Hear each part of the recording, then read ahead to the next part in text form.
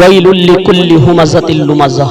अल्लाह तबारक व तआला का कुरान करीम फरमाता है, तबाही और बर्बादी है हर उस शख्स के लिए जो दूसरों के ऐब ढूंढते हैं और लोगों की पीठ पीछे बुराइयां करते हैं। हुजूर की खिदमत में एक नौजवान हाजिर हुआ जिसका नामी इसमें गिरामी जाबिर बिन सुलैम था। हुजूर से पहली मुलाकात की और अल्लाह तबारक व तआला ने अपने महबूब को ये कमाल बख्शा था कि आप पहली ही मुलाकात में अपना बना लेते थे। उनके बोल बहारों जैसे और असहाब सितारों जैसे, मीठी मीठी बातें सुनी दिल में उतर गईं। अल्लाह तबारक व तआला ने ईमान नसीब फरमाया। जाने लगे तो हुजूर से अर्ज करते हैं, या रसूल अल्लाह, मेरे दामन में कुछ हिकमत की मोटी डाल दीजिए। जो अभी अभी ईमान लाया है उसको हुजूर नबी रहमत सल्लल्लाहु ताला अलैहि वसल्लम ने पहली नसीहत क्या फरमाई? फरमाया कि जाबिर बिन सुलैम, किसी को गाली ना देना, उसको अखलाक सिखलाए। और आप फरमाते हैं, फिर मैंने सारी जिंदगी किसी जानवर को भी गाली नहीं दी। हमारे बच्चे बोलना सीखते हैं तो गालियां सीखते हैं। हमारे घर का माहौल ऐसा है कि हमारे वालिद बच्चों को गालियां देता है और वो बचपन में सीखी हुई गालियां कल बड़े होकर के अपने वालिद को गालियां देता है। फिर यही बाप मस्जिद के गेट पर बैठ करके अपने दुखड़े सुनाता है। और मेरे नबी रहमत सल्लल्लाहु ताला अलैहि वसल्लम का फरमान है कि मुर्गे को गाली न दो। क्यों? फरमाया कि इसलिए वो तुम्हें नमाज के लिए उठाता है। यहाँ रोक करके एक जुमला अर्ज करूंगा।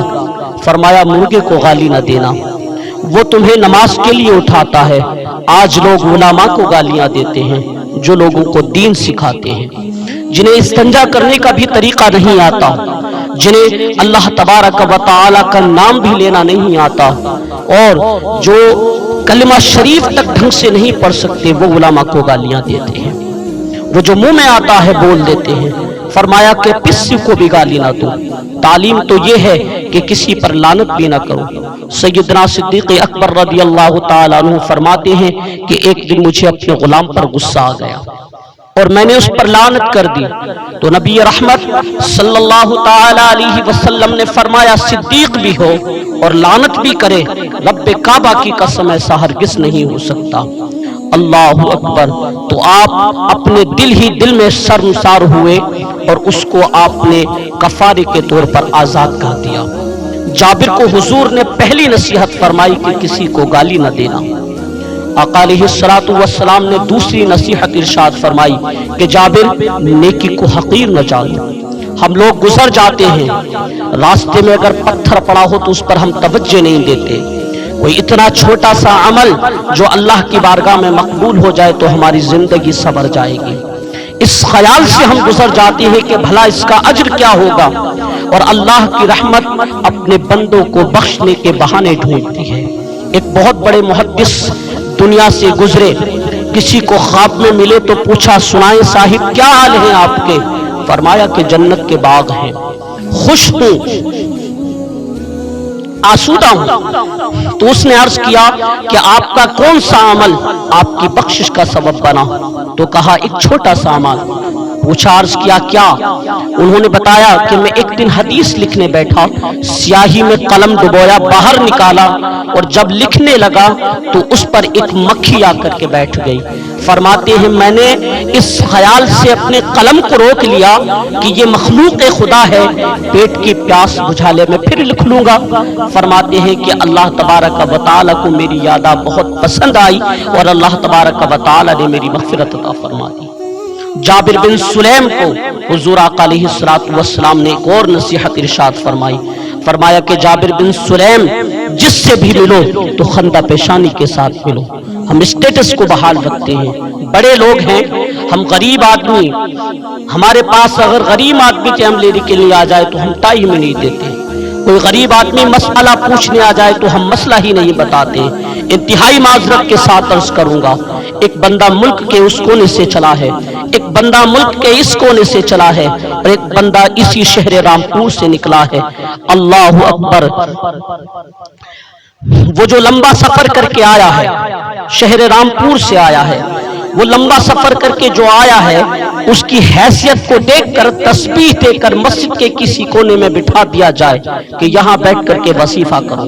دیکھیے ہم جب کسی کے ہاتھوں میں اپنا ہاتھ دیتے ہیں تو وظائف کی کوئی کمی نہیں ہوتی۔ 1.25 لاکھ مرتبہ پہلا کلمہ پڑھو، درود پڑھنا ہے، استغفار پڑھنا ہے، ایک وظیفہ ختم ہوتا ہے دوسرا مل جاتا ہے۔ وظائف کی تو کوئی کمی نہیں ہوتی ہمارے یہاں۔ وہ تو کوئی کندھا تلاش کرنے آیا تھا جہاں پر سر رکھ کر کے وہ دیر تک روئے، وہ من کا کوئی دکھڑا سنانے آیا تھا، لیکن اس کو نظر انداز کیوں کیا گیا کہ اس کے پاس صرف آنے جانے کا کرایہ تھا۔ وہ واصف علی واصف کہتے ہیں کہ تسلیم کے بعد تحقیق گمراہی ہوتی ہے۔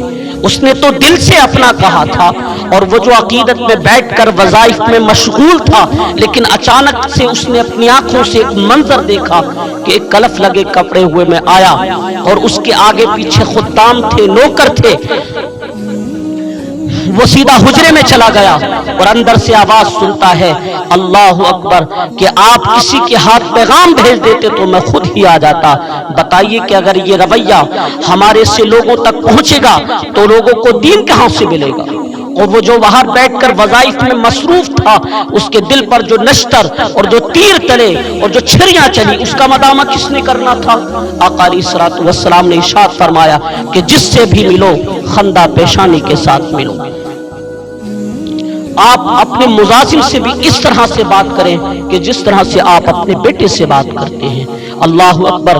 جابر بن سلیم رضی اللہ تعالیٰ عنہ عرض کرتے ہیں کہ حضور آقا علیہ الصلوۃ والسلام نے مجھے ایک اور نصیحت ارشاد فرمائی۔ فرمایا جابر بن سلیم کسی کو شرمندہ نہ کرنا، یہ بھی اخلاق سے گری ہوئی بات ہے اور ہم قدم قدم پر رسوا کرتے ہیں۔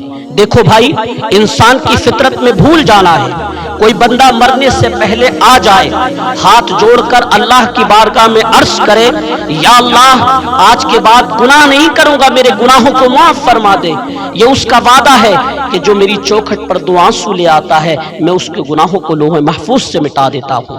ہم تو مائل بکرم ہیں، کوئی سائل ہی نہیں، راہ دکھلائیں کس کو کوئی راہ رب منزل ہی نہیں۔ جو گناہ چھوڑ دیتے ہیں عادت باری تعالی ہے وہ ان کے گناہوں کو معاف فرما دیتا ہے، لیکن ہمارا حال کیا ہے؟ اگر کسی سے غلطی ہو جائے تو معاف ہی نہیں کرتے۔ یار مثال کے طور پر ایک بندہ ہے، اس کو گناہوں سے چھوڑ کر کے گناہ چھوڑ کر اس نے مسجد میں ہی آنا ہے، لیکن ہم اس کو دیکھ کر کے کہتے ہیں لو سو چوہے کھا کر کے بلی حج کو چلی۔ او بھائی تجھ کو راستہ کس نے دکھایا ہے؟ اسی اللہ نے دکھایا ہے جس نے تجھے دکھایا ہے۔ کبھی کبھی ہم کہتے ہیں چور چوری چھوڑ دیتا ہے، ہیرا پھیری نہیں چھوڑتا، جوتے چرانے آئے ہو۔ او یار وہ آ گیا ہے، مسجد کی آبادی کا سبب بنا ہے۔ اگر کسی کی پیشانی میں سجدوں کا نور ٹپک رہا ہے اور وہ اللہ کے گھر میں حاضر ہے تو ہمیں تو خوش ہونا چاہیے تھا، ہمیں تو اس کی مدد کرنی چاہیے تھی، ہمیں تو اس کے حوصلوں کو بلندی دینا چاہیے تھی، لیکن ہم شرمندہ کرتے ہیں۔ جب اللہ تعالیٰ معاف فرما دیتا ہے تو ہمیں بھی عادت ڈال لینی چاہیے۔ فرمایا کسی کو شرمندہ نہ کرنا۔ نبی رحمت صلی اللہ تعالیٰ علیہ وسلم کے ایک صحابہ حضرت عبداللہ ابن عباس رضی اللہ تعالیٰ عنہ روایت فرماتے ہیں کہ آقا علیہ الصلوۃ والسلام اور ہم بالکل جماعت کا ٹائم تھا، ہم کھڑے تھے نماز کے لیے کہ ایک صحابی رسول کی ہوا خارج ہو گئی۔ جماعت کا وقت تھا، ظاہر ہے وہ فوری طور پر اٹھے گا اور جا کر کے وضو کرے گا۔